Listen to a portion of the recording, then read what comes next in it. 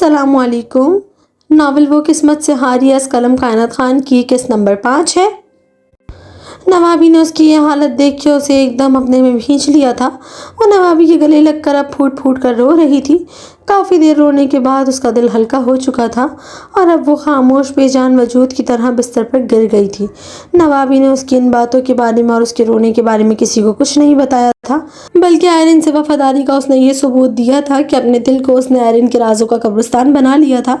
اب آئرن کا ہر راز وہاں دفن تھا جو وہ اپنے منہ سے کبھی کسی کو نہ بتاتی۔ نوابی جیسی ایک دوست تو ہر کسی کی زندگی میں ہونی چاہیے۔ اگلے دن آئرن نے فہیمہ کے گھر فون کرا تھا۔ خوش قسمتی سے فون ابراہیم شاہ نے ہی اٹھایا تھا۔ اگلے دن آئرن ایک نتیجے پر پہنچی اور اس نے سیدھا فون فہیمہ کے گھر میں لایا تھا۔ خوش قسمتی یہ تھی کہ فون فہیمہ کے بجائے ابراہیم شاہ نے ہی ریسیو کیا تھا۔ ابراہیم شاہ سے بات کرتے ہوئے آئرن نے لہجے کو حد درجہ سرد رکھا تھا اور صاف صاف اس سے کہہ دیا تھا، آج کے بعد کبھی مجھے کال مت کیجیے گا اور دوبارہ کبھی میرا خیال بھی اپنے دماغ میں مت لائیے گا۔ میری نسبت میرے ماموزات سے طے ہو رہی ہے اور میں اس پہ بہت خوش ہوں۔ اس نے یہ بات کس دل سے کہی تھی یہ تو بس وہی جانتی تھی۔ وہ اپنے والدین کی عزت پہ حرف آتا نہیں دیکھ سکتی تھی۔ نوابی کے گلے لگ کے گھنٹوں رونے کے بعد بالآخر اسے یہ بات سمجھ آ گئی تھی کہ اس کو اپنے والدین کے ساتھ دغا نہیں کرنی چاہیے۔ اسے ہر اس بات کا احساس ہونے لگا جو اس نے اپنے والدین کے ساتھ اب تک جھوٹ بول کے کیا تھا۔ اسے عابدہ اماں کی جانے والی نصیحتیں بھی یاد آنے لگیں۔ اسے اپنے آپ پر بے حد شرمندگی ہوئی۔ وہ پشیمانی میں اس قدر گرفتہ ہو گئی کہ اس نے ابراہیم کے سامنے سرد مہری کا مظاہرہ کیا۔ ابراہیم شاہ اس کی ان باتوں کو برداشت نہ کر سکا۔ اس نے فون پر ہذیانی انداز میں چلانا شروع کر دیا، یہ تم کیا کہہ رہی ہو؟ ایسا کچھ بھی نہیں ہو سکتا۔ تم صرف میری ہو، صرف میری۔ میں تم سے کہہ رہا ہوں نا، آپ کی بات سننے کے لیے فون نہیں کیا ہے، میں نے اپنی بات بتانے کے لیے کیا ہے۔ مجھ سے ایک غلطی ہوئی اور اس غلطی کی سزا میں بھگت رہی ہوں۔ میں اپنے والدین کو روتا ہوا نہیں دیکھ سکتی۔ میرے بابا نے آج تک میری ہر خواہش کو پورا کیا ہے۔ میری اماں نے میرے لیے ہر چیز میسر کی ہے۔ میں کبھی ان کو دکھی نہیں کر سکتی۔ آپ کے اور میرے تعلق کو دن ہی کتنے ہوئے ہیں۔ میں کسی غیر محرم کی خاطر اپنے والدین کا دل نہیں دکھا سکتی۔ مجھ سے غلطی ہوئی ہے اور اس غلطی کی وجہ سے میرا دل ایک لمحے کا سکون حاصل نہیں کر پا رہا۔ میں اپنے والدین سے نظریں نہیں ملا پا رہی ہوں، اپنی ہی نظروں میں چور بن کر رہ گئی ہوں۔ آپ کے لیے بہتر یہی ہوگا کہ آئندہ آپ مجھ سے کوئی رابطہ نہ رکھیں۔ اب آپ چاہیں فہیمہ کو بتائیں یا کسی کو بھی، مجھے کوئی پرواہ نہیں۔ میں اپنے والدین کو مزید دکھی نہیں کر سکتی۔ آئرن نے بے حد سرد مہری سے یہ بات ابراہیم شاہ سے کہی تھی اور اس کے بعد فون رکھ دیا تھا۔ ابراہیم شاہ ہلو ہلو کرتا رہ گیا لیکن آئرن نے اس کی ایک نہیں سنی تھی۔ فون رکھنے کے بعد ابراہیم شاہ نے اپنے سر کو دونوں ہاتھوں میں تھام لیا تھا۔ اس نے یک کے بعد دیگر کئی چیزیں گھر میں توڑ ڈالی تھیں۔ اسے اس بات کا اندازہ نہیں تھا کہ وہ کتنا نقصان کر بیٹھا ہے۔ اسے اندازہ تھا تو صرف اس بات کا کہ اس کا دل ٹوٹا ہے جس سے خون اب تک رس رہا ہے۔ اسے صرف اپنے دل کی فکر تھی۔ چیزیں نہیں آ جاتی لیکن ٹوٹا ہوا دل وہ اسے کہاں سے واپس لاتا؟ اسے رہ رہ کر آئرن پر بے تحاشا غصہ بھی آ رہا تھا لیکن بے بسی کی انتہا یہ تھی کہ وہ اس کی پہلی محبت تھی۔ اسے غصہ اس بات پر تھا کہ وہ کیسے اسے کل محبت کا اظہار کر کر آج چھوڑ سکتی ہے۔ ابراہیم شاہ وہیں بے دم سا ہو کے گر گیا۔ اس کی والدہ اس وقت گھر پر موجود نہیں تھی، نہ ہی فہیمہ تھی۔ اس کے بھائی کو اس بات کی خبر تک نہ تھی۔ وہ اپنے دوستوں کے ساتھ کرکٹ میچ کھیلنے باہر گیا ہوا تھا۔ گھر پر موجود ملازمہ شکیلہ دوڑی آئی۔ اسے اس حال میں دیکھ کر اسے رہا نہ گیا۔ اس نے اس سے پوچھ لیا، صاحب کیا ہوا ہے؟ شکیلہ کا یہ کہنا تھا کہ ابراہیم شاہ بے انتہا مشتعل ہو گیا اور اس نے ایک زوردار لات مار کے کونے میں رکھا بڑا گلدان لات مار کر توڑ دیا اور بے حد اشتعال کی حالت میں گھر سے باہر نکل گیا۔ شکیلہ سر پیٹ کر رہ گئی۔ اسے اپنی قسمت پر رونا آیا۔ وہ بچپن میں ان کے گھر میں ملازمہ کے طور پر لائی گئی تھی اور اب اس سب کی اس کو عادت ہو چکی تھی۔ یہ سارا کام اسی کو سنبھالنا تھا۔ آئرن نے اپنے چہرے پہ بے حد بشاشت سجاتے ہوئے نیچے آنے کی کوشش کی لیکن اس کا مردار چہرہ اس بات کا گواہ تھا کہ یہ خالی منہ کا دکھاوا ہے، دل میں اس کے کوئی خوشی نہیں تھی۔ اس کے بعد بھی اس نے خود کو حد درجہ نارمل رکھنے کی کوشش کی۔ جس وقت وہ نیچے اتر کر آئی اس نے اپنی والدہ کو لاؤنج میں بیٹھا پایا۔ وہ راشدہ اماں اور دوسری کئی ملازماؤں کے ساتھ خوبصورت دوپٹوں پہ گوٹے کنارے لگا رہی تھیں۔ وہ بے حد خوش تھی اپنی بیٹی کی شادی کو لے کر۔ آئرن کی آنکھیں یک بار پھر چھلک پڑی۔ اس نے بے اختیار دھڑکتے دل کے ساتھ اپنے آنسوؤں کو روکنے کی کوشش کی تھی۔ اس کا سر چکرانے لگا تھا۔ گرنے سے بچنے کے لیے اس نے گرل کا سہارا لیا تھا۔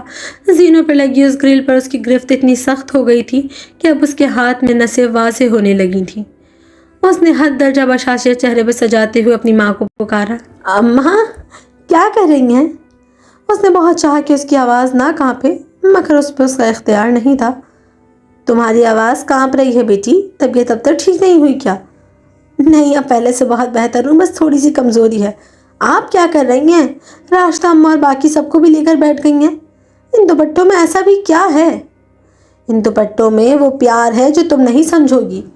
ہم یہ اپنے ہاتھوں سے بنا کر تمہیں دیں گے، تم جب جب یہ پہنو گی تمہیں ہماری اس گھر کی بے انتہا یاد آئے گی۔ بختیور بیگم یہ کہتی ہوئی آبدیدہ ہو گئیں۔ اس کا دل ایک بار پھر رونے کو کیا۔ اس کا دل چاہا اپنی ماں سے لپٹ کے آج رو لے، آج جی بھر کے رو لے، جتنے آنسو اس کے دل میں گر رہے ہیں ان سب کو بہا کر آنکھوں کو شفاف کر لے، پر یہ اس کے اختیار میں نہیں تھا۔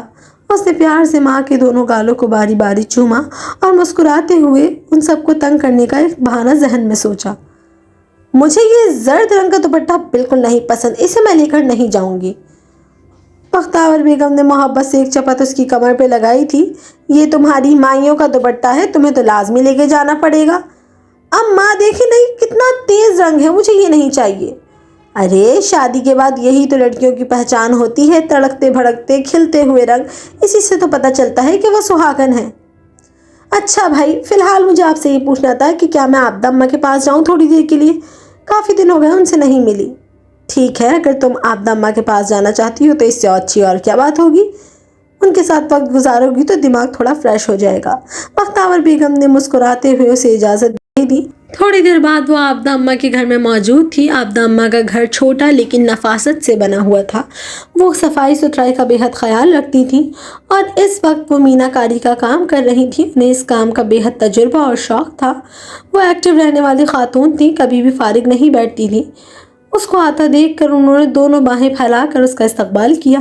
ارے میری پیاری گڈی آئی ہے، میری بیٹی۔ کم از کم عابدہ اماں وہ شخص تھی جس کے سامنے وہ اپنے چہرے پر فلٹر نہیں لگا سکتی تھی۔ اس کی رندھی ہوئی آواز دیکھ کر انہیں تشویش ہوئی۔ وہ ایک دم جا کر ان سے لپٹ گئی اور پھوٹ پھوٹ کر رونے لگی۔ عابدہ اماں کو پہلے تو سمجھ نہ آئی کہ کیا ہوا ہے، لیکن پھر تفتیش کرنے، پھر سارا مسئلہ سننے کے بعد انہوں نے پیار سے اس کے چہرے کو اپنے ہاتھ کے پیالوں میں بھرتے ہوئے کہا، تم نے بہت کم عمر میں بہت دانا فیصلہ کیا ہے میری بیٹی۔ تمہارا یہ فیصلہ تمہاری حفاظت کرے گا۔ ایک تو یہ شبیر میاں اور بختیور بیگم کی عزت کو پامال نہیں ہونے دے گا، دوسرا یہ میری بچی کہ وہ آگ جو تمہیں اس وقت نور کی روشنی لگ رہی ہے، تم اس کی لپیٹ میں آنے سے پہلے ہی بچ گئی ہو۔ تمہیں اللہ نے بچا لیا ہے، اس کے حضور شکرانہ ادا کرو اور اس بات کا ذکر کسی سے نہ کرنا میری گڑیا۔ لڑکی کی عزت بہت نازک ہوتی ہے، کانچ سے بھی زیادہ نازک۔ ایک بار اگر چٹخ آ جائے نا، دنیا کی کوئی چیز اسے پھر جوڑ نہیں سکتی۔ تو میری باتوں کو ذہن نشین کرو میری بیٹی، یہ تمہارے کام آئیں گی۔ یہ اتنا مشکل ہے کہ اماں، میں نے کبھی نہیں سوچا تھا کہ میں ایسا کچھ کروں گی، پر دل پہ میرا اختیار نہیں ہے۔ مجھے بابا کی عزت کی بھی پرواہ ہے، پر یہ دل خون کے آنسو رو رہا ہے۔ مجھے سمجھ نہیں آ رہا اماں، میں کیا کروں؟ وہ بے اختیار ان سے گلے لگ کے رونے لگی۔ وہ اب کسی چھوٹے دودھ پیتے بچے کی طرح بلک بلک کر رو رہی تھی، جسے اس کی پسندیدہ چیز چھین لی گئی ہو۔ اسے بالکل اپنے دل پر اختیار نہیں تھا۔ واحد عابدہ اماں تھی جن کی گود میں سر رکھ کر وہ ہر بات کہہ سکتی تھی اور دل کھول کے رو سکتی تھی۔ کم از کم وہاں اسے اس بات کا خوف نہیں تھا کہ وہ اس کے بارے میں کیا سوچیں گی یا اس کے بارے میں کیا رائے قائم کریں گی۔ دیکھو بیٹی، یہ چند دن کا مسئلہ رہے گا۔ میری بات مانو تو تم ابھی سکول نہیں جاؤ، کچھ دن گھر پر رہو، وہ لڑکا بھی بھول بھال جائے گا، تب تک تمہارے بھی ذہن کو سکون آ جائے گا۔ میری بات پر غور کرنا۔ وہ اسے بڑے پیار سے یہ بات سمجھاتی رہی۔ تقریباً آدھے گھنٹے بعد وہ ان سے گلے لگ کر پیار اور سلامتی کی دعائیں لے کر اپنے گھر کی جانب بڑھ گئی تھی۔ واپسی پر اس کا دل بے حد پرسکون تھا۔ اس کے پاس عابدہ اماں واحد انسان تھیں جن کے مشورے اس کے دل کو سکون دیتے تھے۔ اسے ایک بار پھر پشیمانی نے آ گھیرا تھا۔ آخر اس نے کیوں عابدہ اماں کی نصیحتوں کو فراموش کر کے خود کو اتنا آگے بڑھنے دیا کہ اب دل کی تکلیف حد سے سوا تھی۔ بہرحال اس نے خود کو سمجھایا اور اس فیصلے پر اپنے دل کو پابند کر دیا کہ اس نے وہی کرنا ہے جس کی اس کے والدین اس سے توقع رکھتے ہیں۔ आबदा अम्मा की नसीहत के ऐन मुताबिक उसने स्कूल में 15 दिन की छुट्टी के लिए पर्चा लिख के दे दिया था। उसे इस बात का यकीन था कि जैसा आबदा अम्मा ने कहा है वैसा ही होगा। इब्राहिम शाह उसे भूल जाएगा। वो फ़हीमा की कॉल्स को भी दानिस्ता तौर पर नज़रअंदाज कर रही थी। एक दो मरतबा फ़हीमा उससे मिलने आई तो उसने नवाबी के हाथों ये पैगाम भिजवा दिया कि उसके सर में दर्द है, वो सो रही है। फ़हीमा कुछ मायूस होकर वापस चली गई, लेकिन एक से दूसरी बार ये होने पर फ़हीमा समझ गई थी कि वो मिलना नहीं चाहती, लेकिन क्यों मिलना नहीं चाहती ये वजह उसे मालूम नहीं थी। अब कई कई दिन ऐसा होता था कि इब्राहिम शाह घर नहीं आता था। उसकी वालदा और फ़हीमा परेशान रहती थी, जबकि उसके भाई को इस बात से कोई गर्ज नहीं थी कि वो आए या ना आए। इब्राहिम शाह बुरी संगत में रहने लगा था। उसे बहुत से बुरे नशों की लत लग चुकी थी। अब उसमें गर्ज हर बुरी आदत पाई जाती थी। उसने अपने आप को बर्बाद कर लिया था। अब वो हर वक्त धुत पड़ा रहता था नशे में। कोई उसे देखकर ये नहीं कह सकता था कि ये वही हसीन और ख़ूबसूरत इब्राहिम शाह है। उसने अपना हाल से बेहाल कर लिया था। अगर एरिन का चेहरा जर्द हो गया था और आंखों के गिर्द गड्ढे हो गए थे, तो इब्राहिम शाह का हाल भी उससे कुछ मुख्तलिफ ना था। वो भी इंतहाई मुख्तलिफ इंसान लगने लगा था। उसे देखकर कोई ये नहीं कह सकता था कि किसी वक्त ये खूबसूरत और खूबरू नौजवान होता था। एक हफ्ते बाद एरिन की मुमानी सफ़िया साहिबा और उनके खाविंद अब्बास साहब अपने छोटे बेटे हारून अब्बास के साथ उनके घर पर मौजूद थे। वो ज़रियून अब्बास को साथ नहीं लाए थे।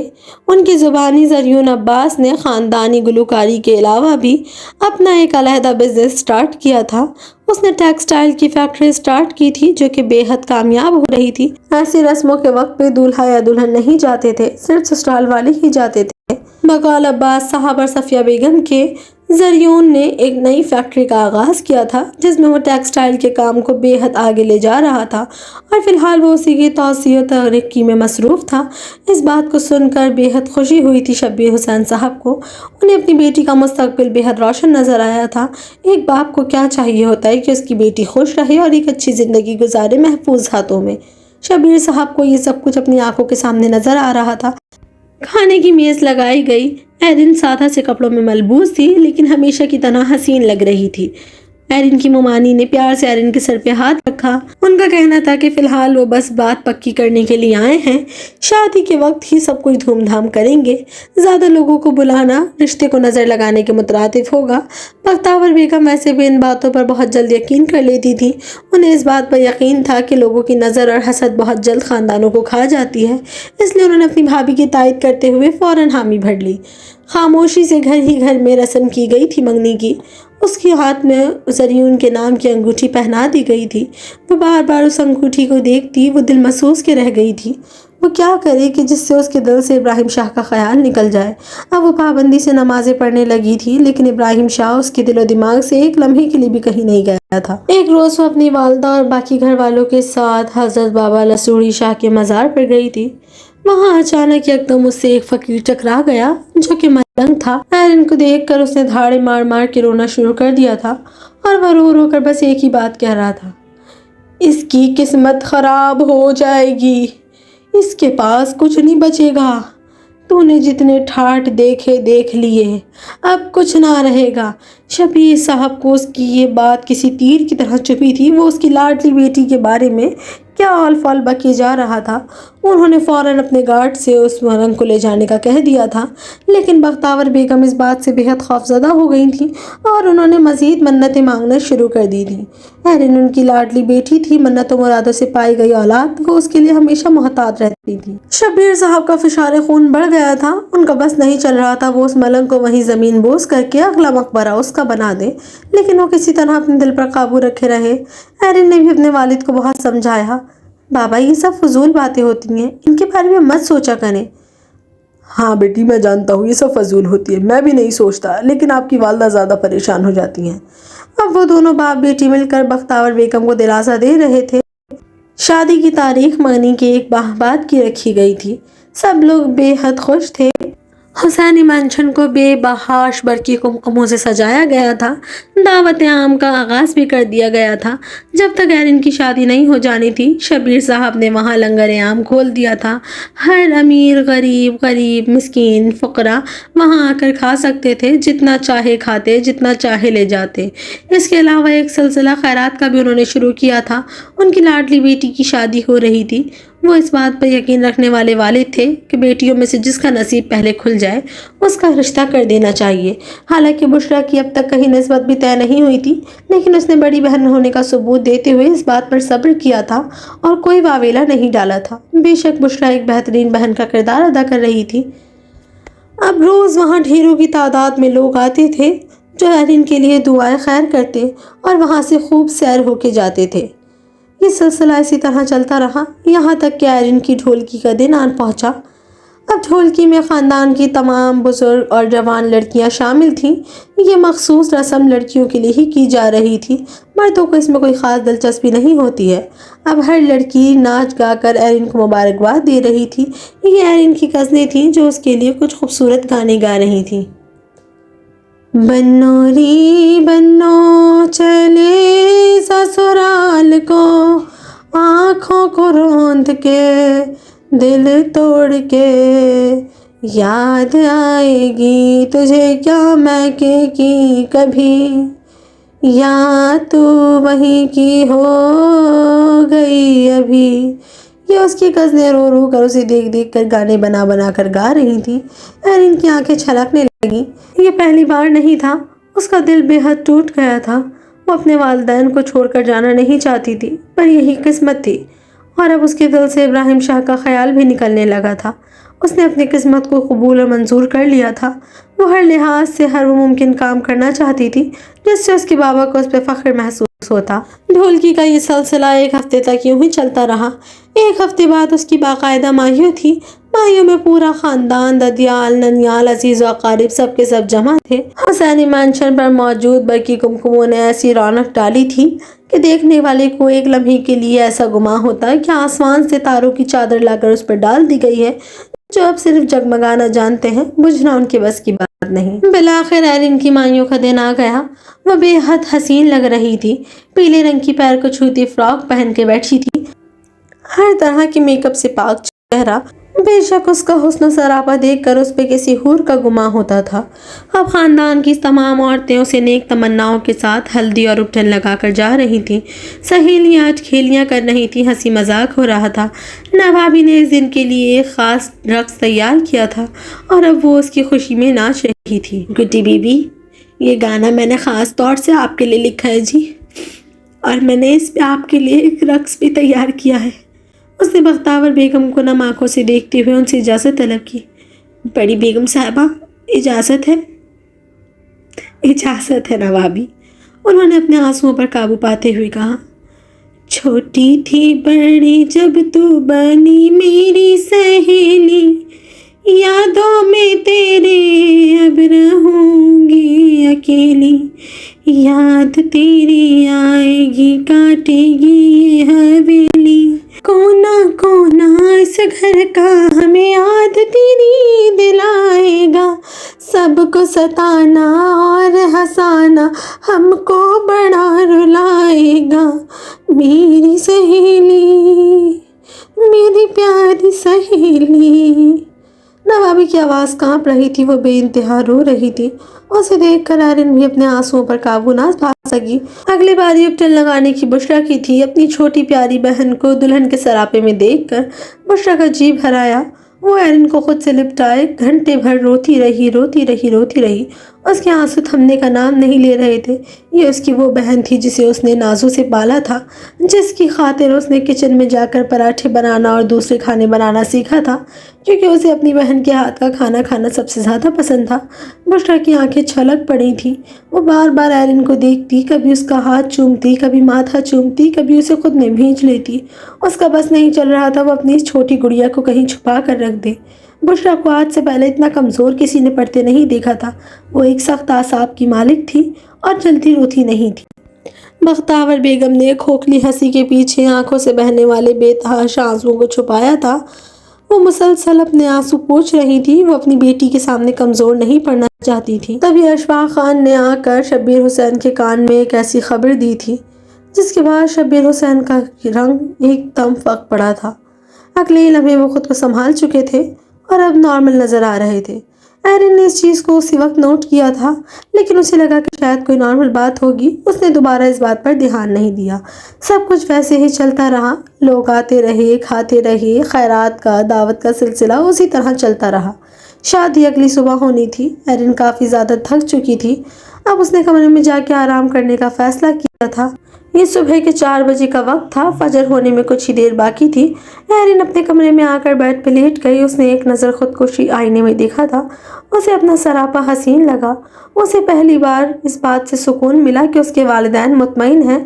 फिर चाहे शादी जहाँ भी हो, उसके वालिदैन कम अज़ कम राज़ी हैं तो उसकी दुनिया मुकम्मल है। एक उचटती निगाह उसने बाहर मौजूद मजमे में डाली थी अपनी बालकनी से, और वह दम बखुद रह गई थी।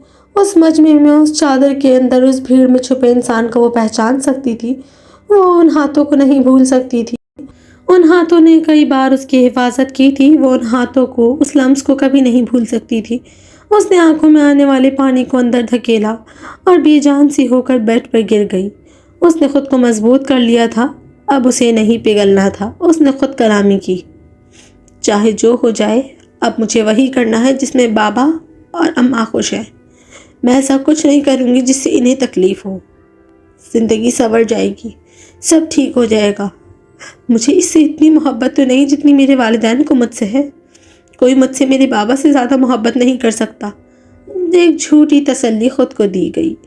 दिल इस बात पर मुतमईन नहीं था, लेकिन मुंह से झूठ बोलने में किसका क्या जाता है। एरिन फजर की नमाज के लिए आई थी, लेकिन वो इस कदर थक चुकी थी कि कब उसकी आंख लग गई उसे मालूम न हुआ। अगले दिन शादी थी। उसकी आंख 3 बजे के करीब खुली थी। घर में गहमा गहमी थी। रिश्तेदार सभी वहाँ मौजूद थे। उसे तैयार करने के लिए पार्लर से एक औरत को बुलाया गया था। उन दिनों इतने पुरतायुश पार्लर नहीं होते थे, लेकिन वो उस वक्त की सबसे बेहतरीन ब्यूटिशियन थी जिसे उसे तैयार करने के लिए बुलाया गया था। एरिन अपने कमरे में बेड पर मौजूद थी। उसे खूबसूरत जेवरों से आरास्ता किया गया था। कोई शक नहीं कि उसका उरूसी जोड़ा बेहद हसीन था। खिलते अनार की रंगत का वो जोड़ा इतना हसीन, इतना पुरतायुश था। उसका कामदार उरूसी जोड़ा कोई आम काम का जोड़ा नहीं था। उसमें सोने के तार से बारीक और नफीस काम हुआ था। उसमें नगों की जगह हीरे और जवाहरात जड़े गए थे। सुर्ख याकूत बड़े बड़े करके उसमें लगाए गए थे, जिससे जोड़ा बेहद हसीन और पुरतायुश लग रहा था। जो एक बार उस जोड़े को देखता, उसे हसरत होती कि वो एक बार तो ज़िंदगी में ज़रूर इसे पहने। वो जोड़ा हर लड़की का ख्वाब था। ससुराल से आने वाले जेवरात भी बेहद हसीन थे। उन्होंने उसके सरापे में मज़ीद इजाफा किया था।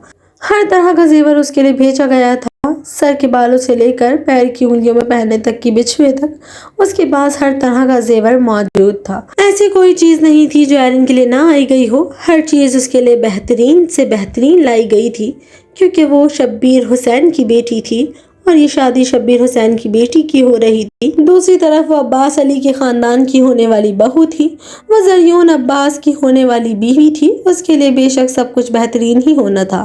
खाने के इंतज़ामात बेहद बेहतरीन तरीके से किए गए थे। हुसैनी मैंशन का पिछला हिस्सा खाना बनाने वालों के लिए मुख्तस कर दिया गया था। गर्ज ये कि देसी घी के डब्बों के अंबार लगा दिए गए थे। देसी मुर्गियाँ, बकरे और इस किस्म की बेहतरीन लवाजमात खाने में सर्व किए जाने थे। तमाम तर खाना एरिन का पसंदीदा खाना रखा गया था। मीठे के 10 से 12 आइटम रखे गए थे।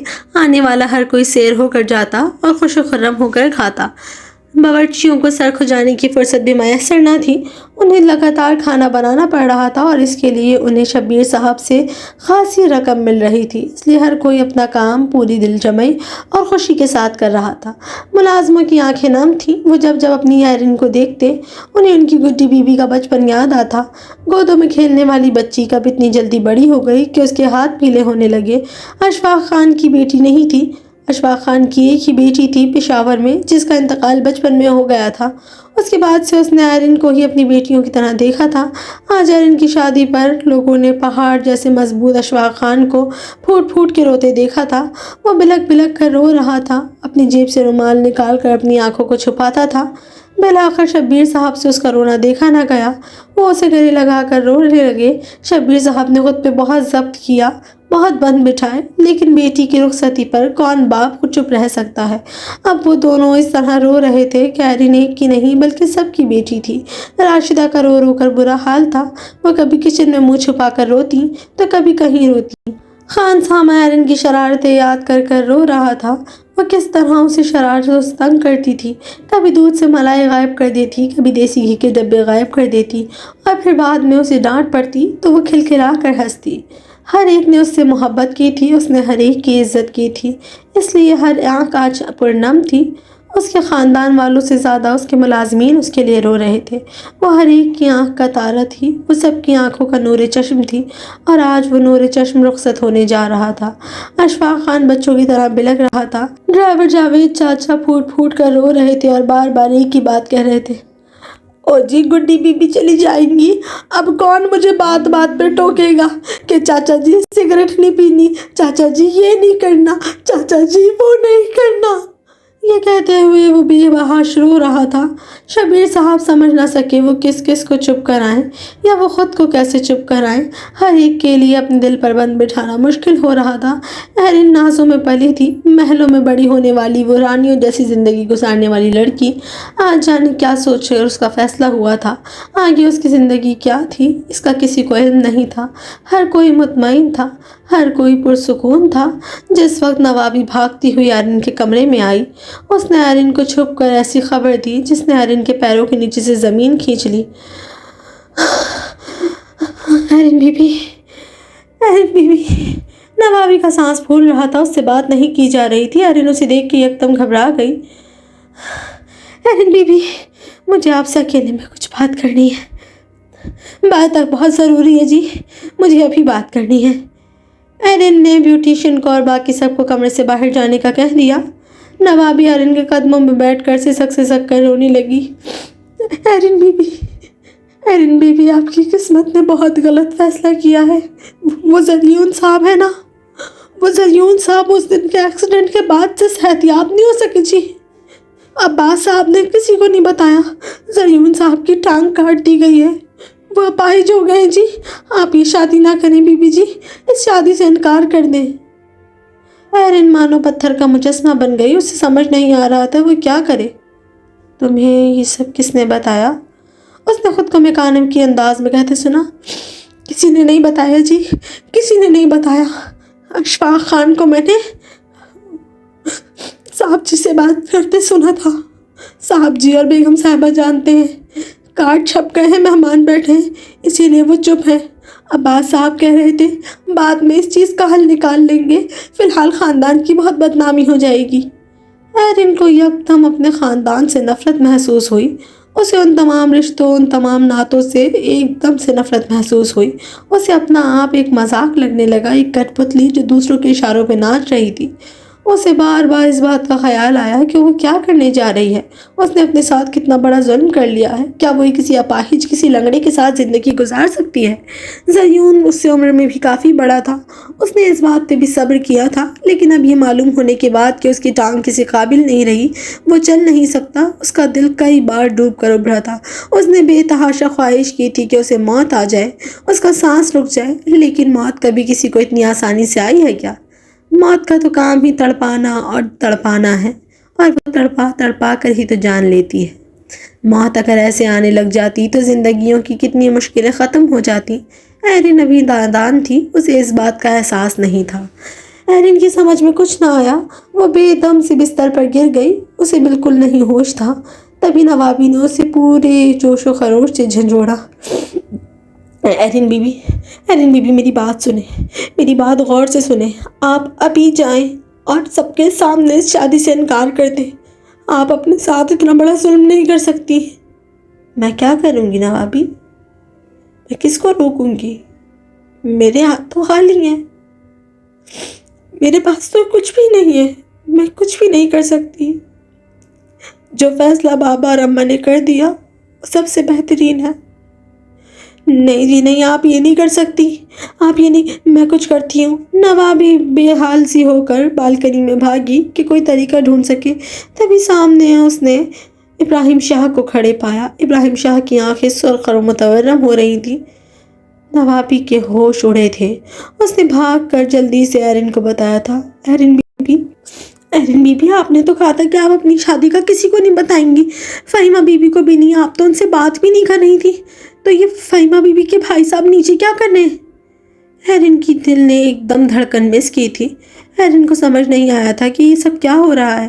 اس نے تو ہر چیز سے پیچھا چھڑا لیا تھا، اب اس کے ساتھ قسمت کون سا کھیل کھیلنے جا رہی تھی۔ پہلے اس کے والدین نے اتنی بڑی بات اس سے راز رکھی اور خاموش رہے، اب ایرن کو سب کچھ دھیرے دھیرے سمجھ آنے لگا تھا۔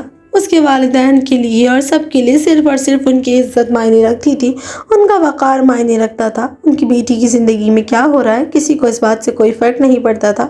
کارڈ چھپ جانے کا مطلب یہ تو نہیں کہ وہ اپنی بیٹی کی زندگی برباد کر دیں۔ ایرن نے روتے ہوئے خود کی ذات پہ تبصرہ کیا، کیا میں اتنی فالتو تھی؟ کیا یہ لاڈ پیار یہ سب کچھ اس لیے تھا کہ میں آخر میں اٹھا کر اپنی عمر سے اتنے بڑے اور ایسے لنگڑے انسان کے سپرد کر دی جاؤں؟ میں نے کبھی کسی کی اپاہج ہونے کا مذاق نہیں بنایا میرے اللہ، پر میں اس چیز کے حقدار تو نہیں ہوں۔ اس کی آواز بھرا رہی تھی، وہ بے حال سی ہو گئی تھی۔ نوابی کو اس کو دیکھ کر بے تحاشا خوف آیا۔ نوابی نے سوچا نہیں تھا کہ اس کا یہ حال ہوگا۔ وہ نازوں سے پلی گڈی تھی، اسے گڑیاؤں کی طرح ہی رکھا گیا تھا۔ آخر قسمت نے ایک ایسا کھیل اس کے ساتھ کھیلا تھا۔ تھوڑی دیر میں بارات آنے والی تھی۔ نوابی نے اچانک آ کر اس کو اطلاع دی، بی بی جی زریون صاحب آ گئے۔ ایرن کا دل یکبارگی سے دھڑکا تھا اور پھر مانو کسی نے اس کے وجود سے جان کھینچ لی تھی۔ اسے کچھ سمجھ نہیں آئی۔ اگلے لمحے اس نے میکانیکی انداز میں کیا کچھ کیا۔